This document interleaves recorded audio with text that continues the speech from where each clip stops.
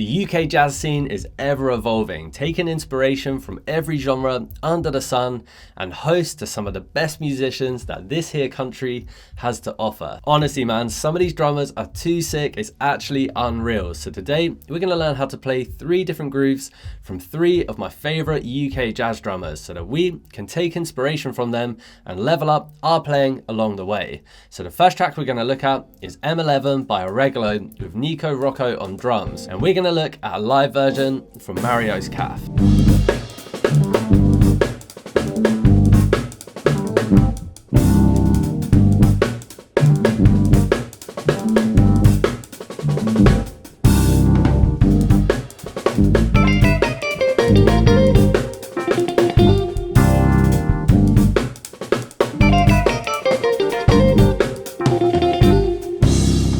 Yes mate, Nicco Rocco has quickly become one of my favourite drummers and you can see why. So I know for long time viewers of the channel, if you don't know his playing already, you're going to have some fun digging into it because he's absolutely sick. Now this groove is pretty syncopated, so to get this beat down, we're going to break it into 2 halves. In the first half, you're going to play the rhythm 1 and the E. The kicks on the downbeat and the of beat 1 are really important because those are going to lock in with the feel of the other musicians. We're going to open our hi-hat on the second kick, and then this hi-hat foot here is just to show that we want to choke the hi-hat and close it straight away. So personally, I wouldn't really count that as part of the rhythm. So we've got the snare accent on the E, hi-hat on the and so that we can hear it in context, I'll also tag on the first note of the second half, just so you can hear how it leads into the next downbeat. 1 and E, 3.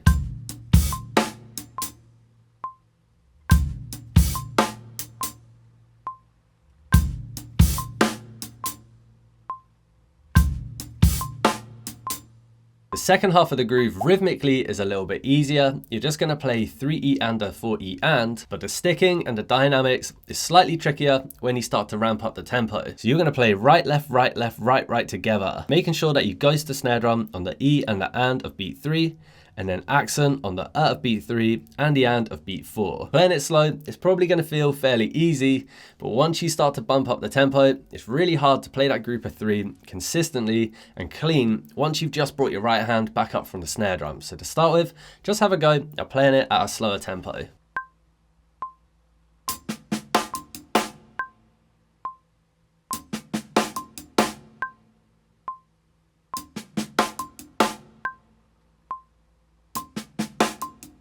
So if we piece both halves together, let's check out how it sounds when we play it slow and fast.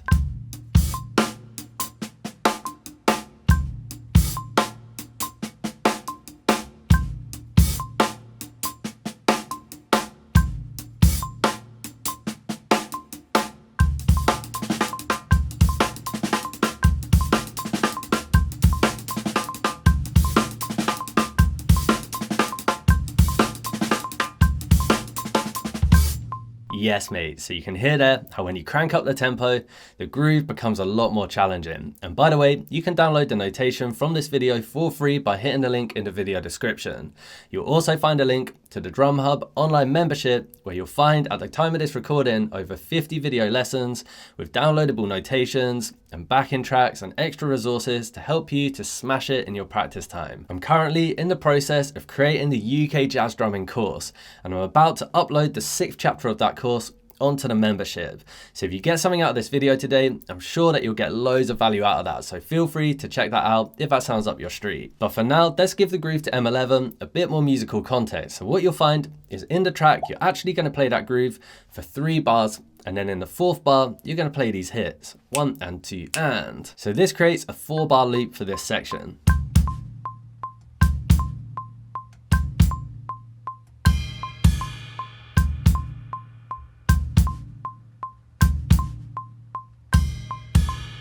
And as you'd expect in classic UK jazz fashion, rather than playing this groove note for note every time, you can think of it as more of a theme to improvise around, making sure you're still hitting the accents of the groove, but not feeling stuck to playing the exact same pattern every time. You want to keep up the energy and follow a similar feel, but you can feel free to add in your own variations and your own embellishments. And definitely make sure to go and listen all the way through the live version of the track and the studio version of the track, just to give you some extra inspiration. But if I improvise around the overall theme, let's see what I can come up with.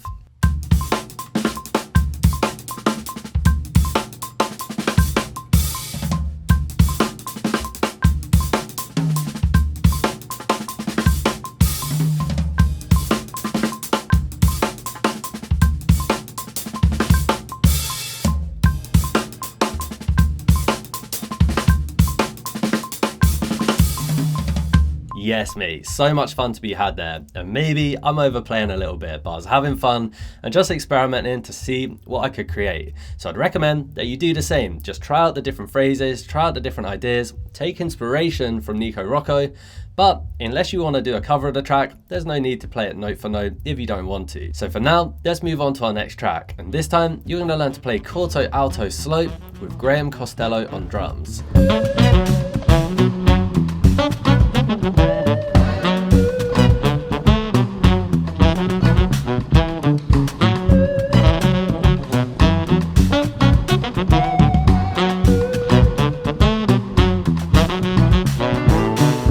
What a groove, mate. Again, loads of opportunities for improvisation based around an overall theme. So the first thing with this track is I'd recommend just holding down a 4 on the floor bass drum feel. And then we can add in our hi-hat and our cross stick over the top. So there's a few variations throughout the track, but the groove that I've written out is the first groove that comes in on the studio version of the song. So if we take out the open hi-hat and the hi-hat foot for a second, the rhythm would be 1, a 2E, a 3 and 4 and a 1, a 2E, a 3 and 4 and a hat, snare, hats, snare, hats together, hats. And in the track, to me, it sounds like maybe he's playing with small hi-hats. It could just be the production on the track. It might even be programmed on the studio version. I'm not 100% sure, but just to try and sound as close to the original as possible, I'm going to play with some mini hi-hats. Obviously not essential, but just fun to do if you have the opportunity to. So when we combine our hi-hat and cross stick with the kick foundation, this is how it will sound.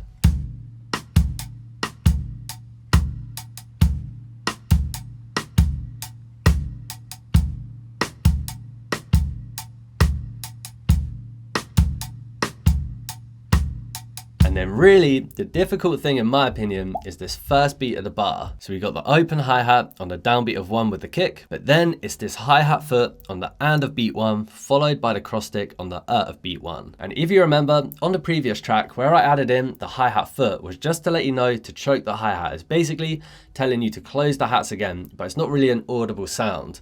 Whereas on this track, the challenge is that the stepped hi-hat is really defined. And not only do you close the hi-hat here, but you also want to step your hi-hat hard enough that you get the full stepped hi-hat sound cutting through as its own voice. This took me a little bit of getting used to, and it really felt like a combination of choosing the right moment to close the hi-hat and also just coming down with enough power to make it audible. This will most likely take a bit of practice. For me, I found if I came down too soft, you just get the sound of the hi-hat closing, whereas coming down that bit firmer definitely makes all the difference. So now let's check out how the whole groove sounds slow and fast.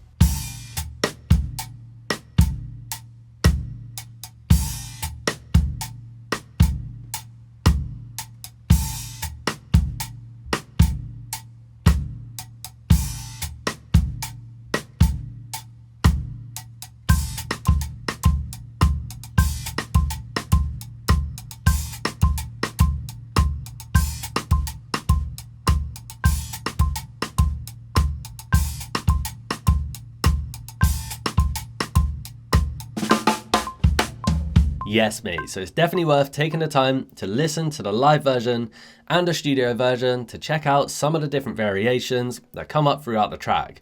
And then my challenge to you is to have a go at improvising with the overall feel rather than feeling locked in to the same groove every single bar. Some quick wins is that not every snare drum is always in there. So for example, this cross stick is sometimes missing. The same could be said for some of the hi-hats, such as this hi-hat here. But then it's up to you how far you want to push it and how much you really want to make the groove your own.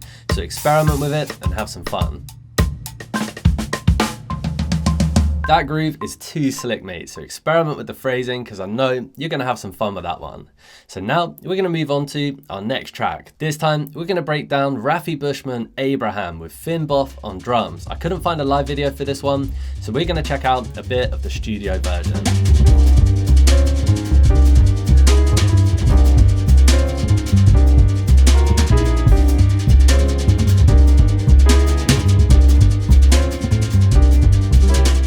Again, what an absolute banger of a groove, mate. And honestly, I added this one into the mix as a bit of a challenge for myself because I don't think I've ever played a groove quite like this one before. So it sounds like this groove is played with brushes, but neither sweeped in a more traditional fashion like you'd play in a jazz ballad or just played as though you're playing with sticks. Instead, the groove to me sounds like it's somewhere in between the two. And as is true for all of the grooves we looked at today, and probably almost every groove in the whole UK jazz scene, there's loads of variations throughout. But if we simplify the groove down to its most basic version, we're basically playing 16th notes on the snare drum in a single stroke roll. You'll play an accent with your right hand on beat 3 of the bar for a half-time backbeat, and then we're gonna add in kicks on the downbeat and the of beat 1, and then the and of beat 2. 1E and a 2E and a 3 and a 4E and a 1E and a 2E and a 3 and a 4E and a.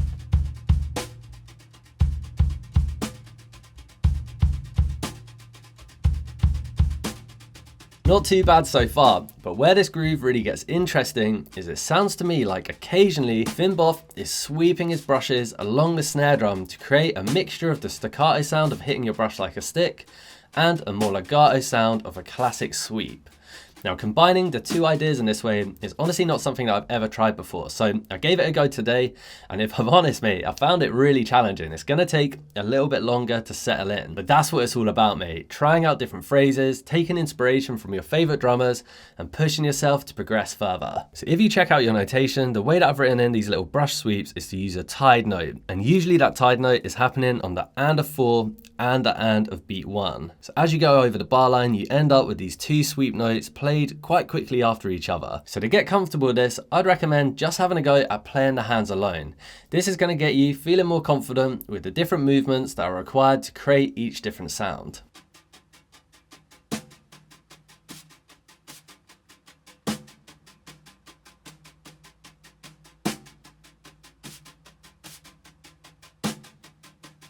Next, have a go at adding in the kick pattern whilst keeping the groove nice and slow as you start to get comfortable with the coordination required. Let's check out how that would sound.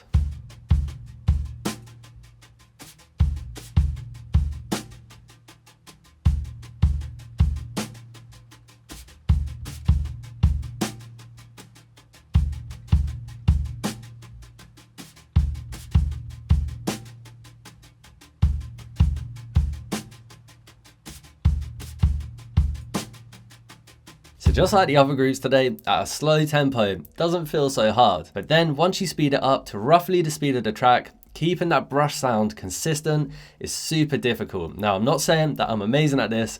It's definitely one that I'm going to be working on after I've put this video out, but it's a sick sound, and in my opinion, one that's definitely worth putting the time into. An extra element that also is going to make this groove a little bit more difficult is there's also a hi-hat foot played on every offbeat. So I'm going to have a go at adding that into the mix as I crank up the tempo so that we get our full groove.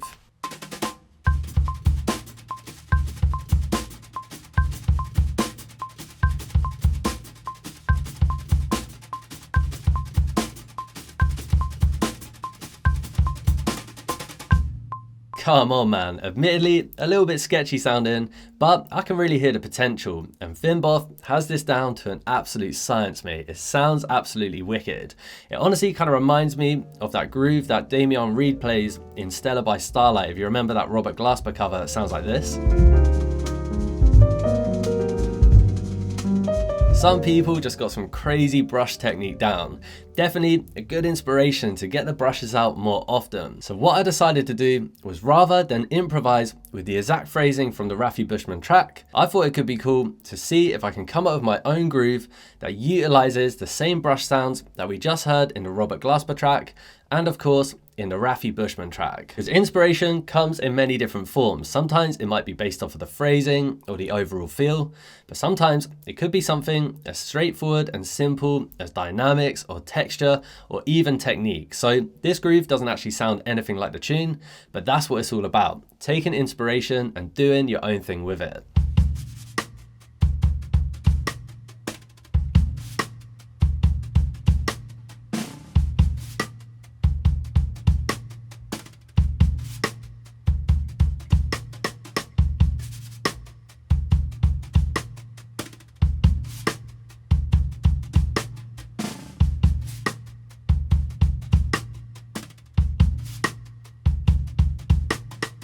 Yes, mate, so instantly there, even if Finn Booth came and watched me play drums, he wouldn't be like, that groove sounds like my player me, but instead I've taken inspiration from him and done my own thing with it. So I definitely recommend having a go at doing that yourself, not only with this track, but with any tracks you ever go ahead and learn. See if you can push the phrasing even further so that it starts to sound like you, rather than sounding like a cover of another drummer. If you got something out of this video today and you're keen to dig into more UK jazz drumming, I definitely recommend checking out this video here, where we do exactly that. And again, feel free to check out the Drum Hub online membership, where there's over 50 video lessons breaking down concepts used by your favorite drummers, including the recently launched UK jazz course. But whatever you decide to check out next, I'll catch you over there.